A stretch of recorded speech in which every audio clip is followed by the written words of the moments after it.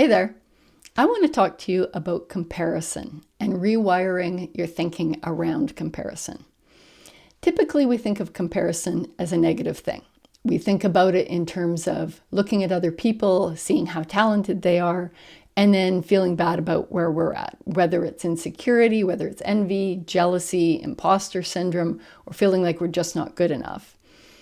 It's not the right way to look at comparison because comparison is actually important.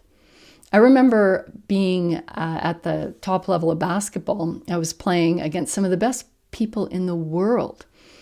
And I remember thinking, I wish I had seen this level of basketball earlier in my career because it was late in my career I got those opportunities. And the problem was where I was at in Canada, we were the best of the best. We all thought we were pretty good. And the problem was we didn't have an image of what the next level looked like. That was back in the day before social media. So you didn't have all these amazing videos. There was no professional women players on television. So you didn't have this image of what the next level could look like. There was nothing to compare to.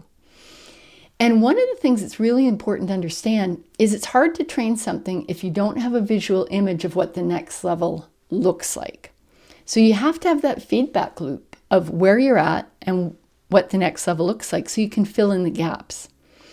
The other thing that's really important about comparison is when someone's really good at something, maybe they were brought up in a family that was good at it, or they started learning it really young. Maybe they did have a little bit of aptitude, that some things came to them a little more naturally in the beginning. They can't always explain it to you. And that's not because they're trying to purposely hold it back.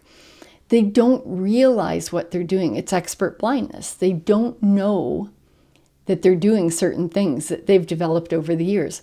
So when someone tells you something, I'm sure it's good information, but they can't always give you the subtle detail of the cause and effect, of the why it's working. So when you think of those families where a musician grows up in a musical family or an athlete grows up in an athletic family, yes, there's probably some genetics, but that feedback loop of modeling and imitating and seeing is so important. Quite often when you think of coaching or teaching, you think of telling somebody something, but not only do you need to do that, you need to show them. You need to model it so they can imitate, so they can also experience by imitation. And that is such an important part of what comparison does, especially with all the social media nowadays.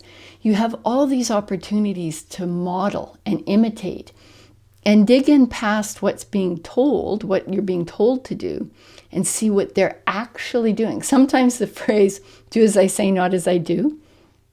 Sometimes it's the opposite. It's actually, you need to see what they're doing because what they're telling you, it's not that it's wrong, but it's missing the nuance of what makes it work. So I'm going to be talking about this and a whole lot more in my Comparison Rewired program. It's brand new. I haven't taught this before.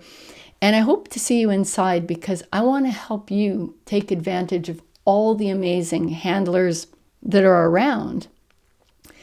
And not only be able to pick out what they're doing, but be able to pick out the best of what each one of them is doing. Because not everybody is good at everything.